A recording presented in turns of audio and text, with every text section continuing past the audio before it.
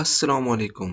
कैसे हैं आप लोग? मुझे पूरी उम्मीद है ज़बरदस्त होंगे। तो आज हमारा टॉपिक है SRS कंट्रोल मॉड्यूल और आज हम इसी को डिस्कस करेंगे। Let's begin. स्टार्ट करते हैं। SRS ECU जो है वो नॉर्मली गाड़ी के सेंट्रल कंसोल पे लगा हुआ होता है और इसकी सेफ्टी को मेक श्योर करने के लिए इसको इतने ज़्यादा जो है ना सेफ्ट किया जाता है ताकि इस अगर कोई एक्सीडेंट या कोलिजन हो जाए तो इस पर कोई डैमेज ना आए।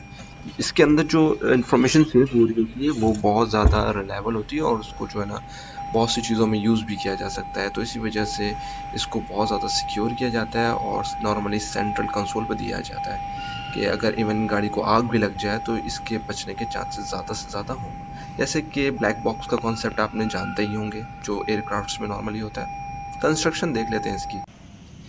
ये कंट्रोल यूनिट है और इसी में जो है बहुत सारी मेमोरीज सेव हो रही होती हैं।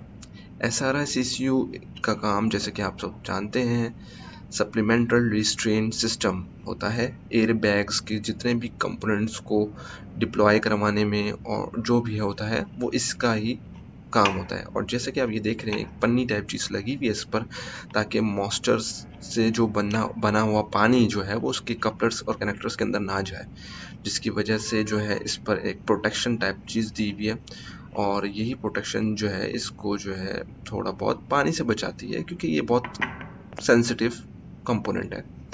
तो उसको ओपन करके देख लेते हैं। अंदर जो है चिप्स वगैरह लगी हुई हैं और मेमोरीज आईसी हैं और बहुत सारे ऐसे कंपोनेंट्स हैं जो मेमोरीज के तौर पर यूज़ हो रहे होते हैं क्योंकि मैं आपको बता चुका हूँ कि इसने बहुत सारी इन्फॉर्मेशन को जो है सेफ रखना होता है और यही इन्फॉर्मेशन जो है बहुत ज़्यादा जो है बाद में काम आ सकती हैं। तो इसी वजह से ये एक बहुत सेंसिटिव कंपोनेंट भी है। और हमें पहले शायद एक चीज़ डिस्कस की थी कि एक गाड़ी का एक्सीडेंट हुआ था और उस एक्सीडेंट के अंदर कस्टमर कहता था कि उसने जो है बेल्ट पहनी हुई थी और एयर बैग्स डिप्लॉय नहीं हुए तो उसने जो है कंपनी पे केस कर दिया। जब कंपनी ने कस्टमर का ये कंपोनेंट मंगवाया और उस पर जो है पूरी एनालाइज किया, इसको रीड किया तो फाइंड आउट हो गया कि कस्टमर जो है गाड़ी ओवर स्पीड थी यानी कि मोर देन 80 किलोमीटर अबव चला रहा था और उसके बाद उसका एक्सीडेंट हुआ था। तो अब तक के लिए इतना ही। इंशाल्लाह मिलते हैं नेक्स्ट वीडियो में और फिर मेरे साथ जुड़े रहें, लाइक करें, सब्सक्राइब करें। तो फिर अस्सलाम वालेकुम।